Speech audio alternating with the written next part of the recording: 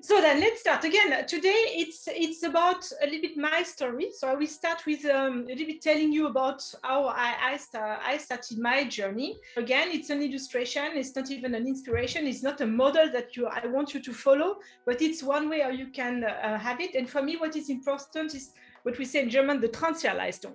So what is interesting for you maybe is to think about what does it mean for you.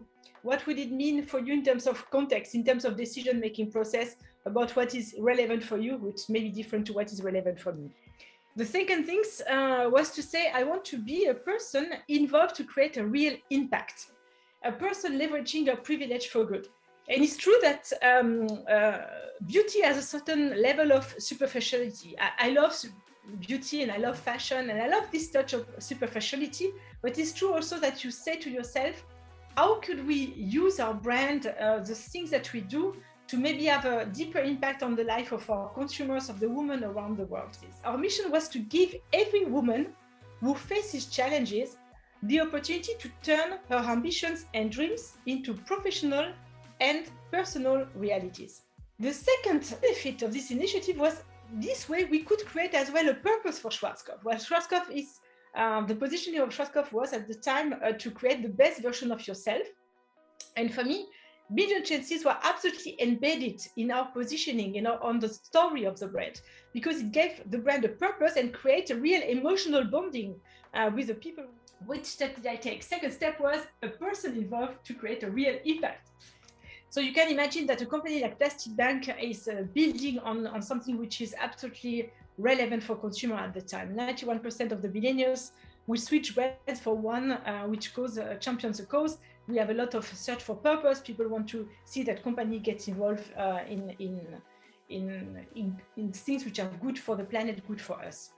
So you see, that is what we call circular economy, because we close the circle, we collect the plastic, we put it back in the economy, and then by processing, collecting, rewarding, we see that this plastic can have a second life, a third life on the planet. And when you go in Haiti, I mean, the poorest of the poorest, they are welcoming you in their home, they are sleeping on the floor, their white sheets of the bed are the nicest, best iron, whitest sheet ever, what I've seen in the best hotel in the world. These people have so much own respect, so much own discipline, that you can tell you, my God, okay, I'm tired today, I am jet lagged today, but look at the energy, the discipline they are displaying every day to have this perfect sheet in their bed in an absolutely slum. For example, this is what made me think, like at Schwarzkopf or something, it was like beauty, you made it into sustainability. And this is like the red line which you have in your career. Try to find a job that you love. So give your best and say what you want. I never wanted to be promoted because I was wearing a dress. I never wanted to be privileged because I was a woman. And nevertheless, we all have a privilege at this moment in time, because it's true that the time is to diversity. We have a certain sensibility for this, and we may have doors who open better now than a few years ago. And still, when you look at the statistic, it's not easy for women to perform. Try to find a job where you really have the possibility to perform, because that will be for you the key for success for further development. Next learning, be present. So, and then authenticity. We spoke about authenticity already a lot.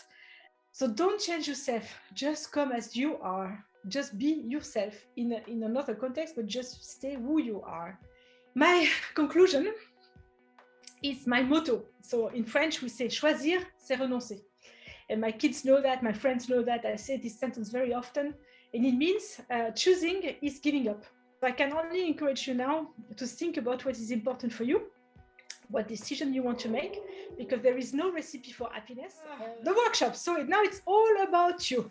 So I talk about me a lot, and I will do a little bit again now, but I would like to you to do this exercise. So the workshop will be, and again, that's the objective of this day, to understand what matters to you, who you are, understand yourself a little bit better. And my success is measured by the impact that I have on the life of others. One thing is ikigai. So ikigai is a reference to Japanese culture. It is a motivating force, something or someone that gives a person a sense of purpose or a reason for living. More generally, it may refer to something that brings pleasure or fulfillment? I want to thank you very, very much for being so open and honest and personal in this class today, because it gave it a very, very personal and deep flavor. Everybody speaks. I think what is important to me is that at the end of the day, you would take the time to reflect about the 3 things you would like to say to your childhood friends, the 5 big 5 for life that you want maybe to do, to reach, to climb, to jump, to meet, to whatever it will be for you.